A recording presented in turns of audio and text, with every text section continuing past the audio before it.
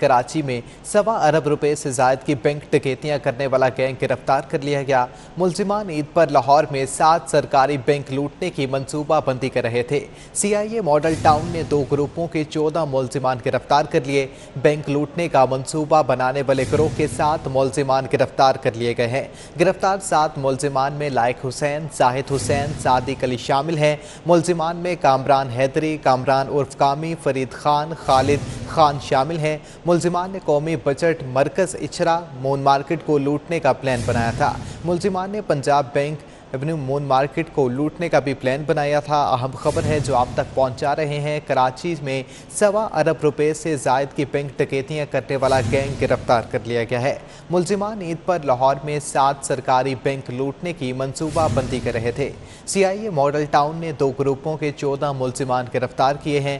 Bank लूटने का मंसूबा बनाने वाले गिरोह के 7 मुलजिमान गिरफ्तार कर लिए गए हैं। गिरफ्तार 7 मुलजिमान में लायक हुसैन, जाहिद हुसैन और सादिक अली शामिल हैं। मुलजिमान में कामरान हैदरी, कामरान उर्फ कामी, फरीद खान, खालिद खान शामिल हैं। मुलजिमान ने कौमी बजट मरकज़ इचरा और मून मार्केट को लूटने का प्लान बनाया था।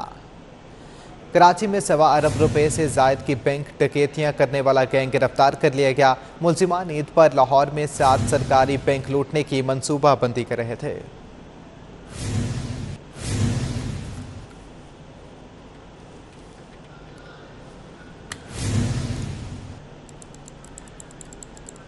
मुलजिमान ईद पर लाहौर में 7 सरकारी CIA मॉडल टाउन ने 2 ग्रुपों के 14 मुलजिमान गिरफ्तार कर लिए हैं। CIA मॉडल टाउन ने कार्रवाई की है। बैंक लूटने का मंसूबा बनाने वाले ग्रुप के 7 मुलजिमान गिरफ्तार कर लिए हैं। CCPO लाहौर गुलाम महमूद डोगर इस वक्त प्रेस कॉन्फ्रेंस कर रहे हैं। ये जो उसमें बहुत सारे मुख्तलिफ चीज़ें हैं जो कि उसमें शामिल हैं। इनमें से 7 वो लोग हैं जो कि कराची में जिन्होंने बैंक में वारदातें की और 7 उनके फैसिलिटेटर्स हैं जो लाहौर के अंदर मौजूद थे। इनसे हमने तकरीबन जो है वो 35 लाख रुपए की रिकवरी भी कर ली है और एक ऑटो रिक्शा और 2 होंडा मोटरसाइकिल और एक कार सुजुकी इनसे हमने रिकवर की है और तकरीबन 22 मुकदमे इनसे हमारे ट्रेस आउट हुए हैं लाहौर के। लेकिन इनमें बैंक का नहीं है, ये छोटी वारदातें जो उन्होंने लाहौर में की हैं, लेकिन प्लानिंग इनकी 7 बैंकों में से किसी एक या एक से ज़्यादा बैंकों को लूटने की थी। कराची में इससे पहले ये 7 वारदातें कर चुके हैं जो कि 1 अरब और 33 करोड़ रुपए इन्होंने वहाँ से लूटा था। इसमें फर्दर डिटेल्स मैं DIG साहब इन्वेस्टिगेशन को कहता हूँ कि वो आपको बताते हैं। उसके अलावा जो सेकंड इनके जो इंकशाफात हैं 2004 में इन्होंने ये अपना गुलशन इकबाल में इन्होंने 2009 में वारदात की सी 52 करोड़ रुपए की। MCB बैंक था। उसके बाद इन्होंने 2014 के अंदर ये 2009 में इन्होंने अलाइड बैंक में वारदात की थी 52 करोड़ रुपए की। उसके बाद इन्होंने 2014 में MCB में 4 करोड़ की वारदात की। 2019 में इन्होंने 4.5 करोड़ रुपए की वारदात कराची डिफेंस के इलाके में फैसल बैंक में की। 2019 में फिर दोबारा उन्होंने 27 करोड़ की वारदात की अस्करी बैंक के अंदर और 2021 के अंदर इन्होंने UBL में 42 करोड़ रुपए की वारदात की। तो ये जो बैंक्स इन्होंने लाहौर के अंदर अपने टारगेट के ऊपर रखे हुए थे उनमें हमारी जो ज़्यादातर कौमी बचत के मरकज़ वो टारगेट करना चाह रहे थे। उसमें कौमी बचत का मरकज़ जो शादमान में है, कौमी मरकज़ का बचत जो इचरा में है, कौमी मरकज़ का बचत का मरकज़ जो मून मार्केट में है और उसके बाद शालीमार बाग में जो है। बैंक ऑफ पंजाब के 2 बैंक्स की ब्रांचेज उनके टारगेट पे थी, अयूबिया मार्केट मुस्लिम टाउन में और पंजाब इकबाल टाउन में, और एक national bank of Pakistan Saiyadpura branch Multan road Lahore. ये इन्होंने टारगेट पे रखे हुए थे और इन्होंने उनकी रैकी वगैरह भी कर ली हुई थी, इनकी प्लानिंग थी। अब ये सारा का सारा ग्रुप लाहौर में इकट्ठा हुआ था। यहाँ पे इनका प्लान था कि इनमें से किसी बैंक के ऊपर वारदात करने का। दूसरी जो वारदात के बारे में मैं जो आपको बताना चाह रहा था कि तकरीबन 3 साल कबल आज़म मार्केट के ताजर यासीन वल्द हाजी अदनान यासीन वल्द हाजी यासीन को शेरावाला गेट से अगवा किया गया।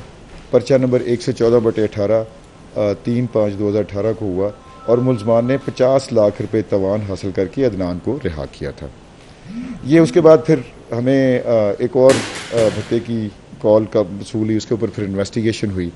तो ये जो मुलजमान थे इसमें हमने वो अरेस्ट कर लिए हैं।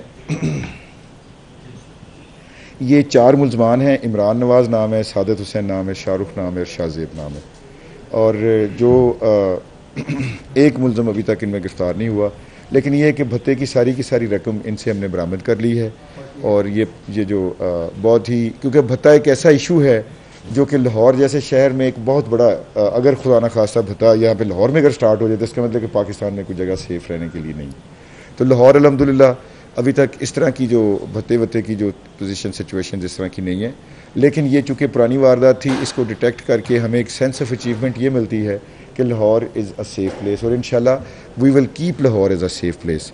और लाहौर के अंदर इंशाल्लाह बिल्कुल ये बदमाशी भत्ता इस तरह की चीज़ों की जो है वो बिल्कुल गुंजाइश नहीं आने देंगे और इस तरह की चीज़ों को बिल्कुल भी टॉलरेट नहीं किया जाएगा। फर्दर अगर डिटेल्स आप पूछना चाहेंगे तो क्वेश्चन हैं तो मुझे बताएं डीएजी साहब और हम सारा मिलकर आपको जवाब। एक पिछले 4-5 दिन से क्या है, कुछ एपिसोड चल रही है लाहौर में, आप गोगी भट्ट गिरफ्तार हो गया है, जिस तरह उनकी तस्वीरें सोशल मीडिया पे अपलोड की जा रही हैं, जिस तरह मस्जिद में ऐलानात करवाए जा रहे हैं। तो सर सवाल ये है, क्या कानून ये इजाज़त देता है कि आप किसी के कपड़े उस तक ना पहुँचे, किसी की रोटी उस तक ना पहुँचे? अगर वो 15-20 साल से क्राइम नहीं कर रहा तो खुद से उस पर मुकदमा दर्ज किए जाए, उसका वेपन जो है, जो उसका लाइसेंस वेपन है, उसको कस्टडी में लिया जाए और फिर उसकी गिरफ्तारी के दौरान ही मुकदमा दर्ज किए जाए और ये कहा जाए कि ये बहुत बड़ा क्रिमिनल है। क्या ऐसी कानून में कोई चीज़ है बगैर एविडेंस के? देखिए, चलो अगर गोगी भट्ट का ग्रुप है, उसके खिलाफ बच्चे लाहौर पुलिस दे रही है, तो उसके खिलाफ मजीद क्रैकडाउन जो है वो किया जाएगा। 2 चीज़ें। सबसे पहले तो मैं ये चाहता हूँ कि ये जो आपने लफ्ज़ इस्तेमाल किया है कि जी ये पुलिस ने इस्तेमाल नहीं किया, बदनामी ज़माना और ये टाइप की जो चीज़ें हैं, ये मीडिया इस्तेमाल कर रहा है। गोगी भट्ट लाहौर में बदनामी ज़माना बदमाश, लाहौर में जिससे लोग डरते हैं, ब्ला ब्ला ब्ला ब्ला ब्ला, ये सारे नहीं वो ठीक है, नहीं लेकिन इसमें इस तरह से है कि आपकी जो ये लोगों की ओपिनियंस हैं जिसके बाद जो कि हम उसको ना इंडोर्स करते हैं ना रद्द करते हैं, हमारा उन ओपिनियन के साथ कोई ताल्लुक नहीं है। ये आप बड़े बड़े अखबारों की आप अगर देख लें हेडलाइन, जिसके अंदर गोगी भट्ट का जो वो दिया गया खबर, उसमें बदनामी ज़माना और इस टाइप की चीज़ें उसमें इस तरह के नाम इस्तेमाल किए गए। अगर किसी के खिलाफ मुकदमा दर्ज नहीं हुआ हुआ पिछले 10 साल में, तो इसका ये हरगिज़ मतलब नहीं है कि उसने क्राइम नहीं किया हुआ। उसने क्राइम किया हो सकता है। अगर किसी की कोई ग्रीवेंस है और वो चाहता है कि उसकी ग्रीवेंस पहले इसलिए नहीं रीएड्रेस हो सकी कि उनका ये ख्याल था कि लोगों से डरते भी हैं, ऐसा भी मुमकिन है कि लोगों ने डर की वजह से, खौफ की वजह से अपनी कंप्लेंट पुलिस में दर्ज ना करवाई हो। हमारा ये भी पॉइंट ऑफ व्यू है कि लाहौर के अंदर ऐसे लोग आज भी एग्जिस्ट करते हैं, बल्कि सारे मुआशरे में एग्जिस्ट करते हैं, जिनसे लोग डरते हैं और लोग प्रॉबली ये समझते हैं कि जी अगर हम पुलिस में या अदालत में जाके कोई कंप्लेंट करेंगे तो ये बाद में हमें उसकी रेट्रीब्यूशंस देनी पड़ेंगी या उसके ऊपर हमारे से बहुत ज़्यादा हमारे ख़िलाफ़ लोग कुछ किया जा सकता है, उनको पिनलाइज किया जा सकता है। तो जहाँ तक ये अपना मस्जिदों में ऐलान की आपने बात की है, तो वो मस्जिदों में ऐलान हुए हैं, डेफिनेटली हुए हैं। उसमें कुछ प्राइवेट लोगों ने किए अपने तौर पे, कुछ लोगों ने, तो उसमें यही है कि लोगों को ये सेंस ऑफ सिक्योरिटी देना भी तो स्टेट का काम है, पुलिस का काम है कि लोग अगर कोई डर की, खौफ की वजह से अगर कोई कंप्लेंट नहीं करता है तो उसको रीअश्योरेंस देने की ज़रूरत है कि भाई आपकी कंप्लेंट की रीड्रेसल होगी। अगर आप पुलिस के पास आगे अपनी FIR दर्ज कराएंगे तो पुलिस उसको मेरिट के ऊपर इन्वेस्टिगेट करेगी।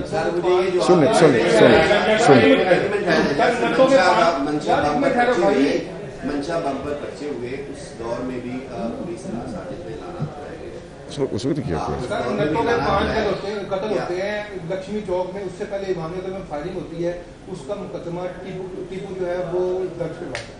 फिर उसके बाद उसके जवाब में 5 मर्डर नटों के होते हैं, वो टीपू पे दर्ज कराए जाते हैं पर्चे। अब टीपू के घर वालों को बुलाया जाता है कि तुम आकर, उसको बच्चों को मान को, उसके मामों को बुलाया जाता है कि तुम आकर उनको नामजद करो। सर ये पुलिस नहीं, ये कोई बिल्कुल ऐसा नहीं हुआ होगा, ये किसी ऑफिशियल लेवल पे नहीं हुआ होगा। अगर किसी ने अपने तौर पे किया होगा तो किया होगा, मतलब आप किसी को जबरदस्ती तो नहीं लेके आ सकते। सर उनको बुलाया जा रहा है। नहीं बुलाया क्यों जा रहा है, मतलब वो अगर आना नहीं चाहते तो उनको जबरदस्ती तो नहीं लेके आ रहा है। ये पाया जा रहा है कि जब भी वज़ीर-ए-आज़म पाकिस्तान ने लाहौर आना होता है तो मंशा बम भी पकड़ा जाता है, इसी तरह के यानी कि ये जो क्रिमिनल है ये पकड़े जाते हैं तो उसको दिखाने के लिए वज़ीर-ए-आज़म पाकिस्तान को ये बताएं कि ये करके इसको पकड़ के गोभी भट्ट को मसाजिद में डाल करा के ये तो जानता प्रमोट नहीं किया गया। अगर अगर अगर अगर अगर अगर अगर अगर अगर आप इसको मेरे ख्याल से तो इसको मेरे ख्याल से तो प्रमोशन बिल्कुल नहीं कहना चाहिए। ये तो मेरे ख्याल से मरने का मुकाम होता है कि अगर किसी का इस तरह से इसके ऊपर बात कर लेते हैं हम। मेरे ख्याल से हम जिस इशू के ऊपर हम बैठे हुए हैं ना, इसके ऊपर हम बात करते हैं। ये 399 का मुकदमा आप दर्ज करेंगे इख्तियारी डकैती का या जो भी है, ये तो बेल फ्रेंड है। देखें वो अपनी सजा भुगत रहे हैं कराची से, वो अपनी रिकवरियां वहां से करवाए हैं। आप उनको नहीं रिकवरी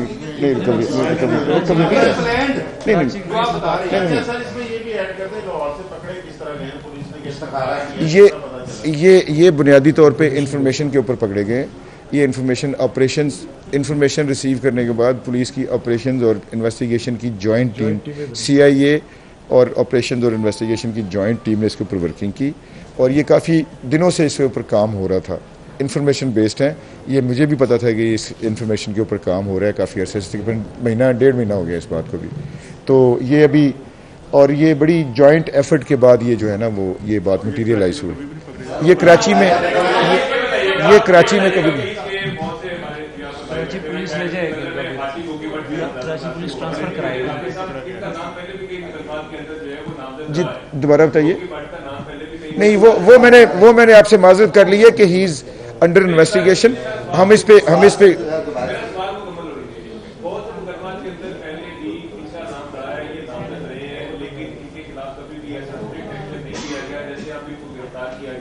लेकिन अब पुलिस जो है वो प्रोसिक्यूशन के अंदर कौन से ऐसे एरियाज हैं जिसको कवर करेगी कि ये दोबारा से निकल आ जाए और कानून।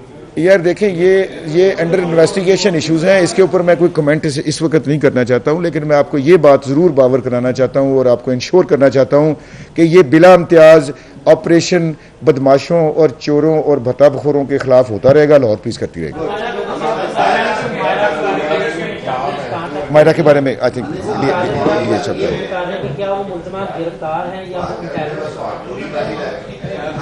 सर आपकी मीटिंग भी है चीफ सेक्रेटरी ये जरा ये तो बता देना ये जो मायरा वाला केस साबर नंबरदार भी छोड़ो यार, मायरा वाला सुन लो, बड़ा इंपॉर्टेंट केस है ओवरसीज पाकिस्तानी। ये जो मायरा कत्ल केस है ये बहुत इम्पॉर्टेंट है हम लोगों के लिए भी और आप लोगों के लिए भी।